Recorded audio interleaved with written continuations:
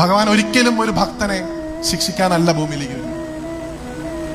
ഭഗവാൻ ഒരിക്കലും ഒരു ഭക്തന്റെ ഈ നാശം കാണാനല്ല ഭൂമിയിലേക്ക് വരുന്നത്.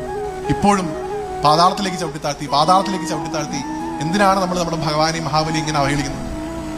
നമ്മൾ കുട്ടികൾക്ക് പറഞ്ഞു കൊടുക്കുമ്പോൾ, ഓണത്തിന്റെ പുറകെയുള്ള ഐതിഹ്യം പറഞ്ഞു കൊടുക്കുമ്പോൾ നിങ്ങൾ എന്താ പറയുക? മഹാബലി എന്നൊരു രാജാവ് ഉണ്ടായിരുന്നു, അയാൾക്ക് കുറെ സ്വത്തുണ്ടായിരുന്നു, ദേവന്മാർ പോയിട്ട് പരാതി പറഞ്ഞു, കൃഷ്ണൻ വന്നു, അല്ലെങ്കിൽ ഗുരുവായൂരപ്പൻ വന്നു, വാമനായി വന്നു, മൂന്നാമത്തെ തല്ലിൽ ചവിട്ടിത്താഴ്ത്തി. നമ്മുടെ ധർമ്മത്തിന്റെ ച്യുതി വരുന്നത് ഇങ്ങനെയുള്ള കഥകളിലൂടെയാണെന്ന് മനസ്സിലാക്കിക്കോളൂ. നമ്മുടെ ധർമ്മത്തിലുള്ള കുട്ടികൾക്ക് ഇങ്ങനെ പറഞ്ഞു കൊടുക്കുമ്പോൾ നിങ്ങൾ അവിടെ വില്ലനാക്കുന്നത്, അവിടെ നെഗറ്റീവ് ക്യാരക്ടറായിട്ട് ചിത്രീകരിക്കുന്നത് നമ്മുടെ ഗുരുവായൂരപ്പനെയാണ് നിങ്ങൾ മനസ്സിലാക്കിക്കോളൂ. ഒരിക്കലും അങ്ങനെ ചെയ്യും. പല ധർമ്മങ്ങളും പറയുന്നത് നോക്കൂ, നമ്മുടെ സഹോദര മതങ്ങളായിട്ടുള്ള പല മതങ്ങളുടെയും അവസാന ലക്ഷ്യസ്ഥാനമായിട്ട് പറയുന്നത് എന്താണ്? സ്വർഗമാണ്. നിങ്ങൾ സ്വർഗരാജ്യത്തിലേക്ക് വരൂ എന്നാണ് പല ആൾക്കാരും ഉപദേശിക്കുന്നത്.